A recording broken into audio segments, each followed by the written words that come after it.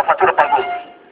Os que non salan do armario, os invito a que salgan do armario e non se aproveiten do que levamos 4 meses na rúa. Levaremos casa, levaremos seis, levaremos os que pagan falta. E temos que estar moi orgullosos de estar aquí, porque ao final, que delito cometemos nosotros? Que delito? Ningún. Simplemente que venimos denunciando, simplemente por ser aforradores. Esa é a única culpa que nosotros temos. Simplemente por ser aforradores. Estamos dando unha muestra de educación a toda España.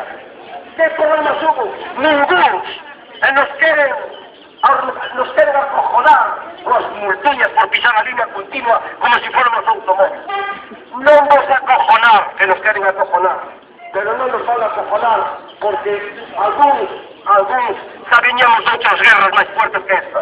E non nos van a acojonar porque estes son os aforros de toda unha vida.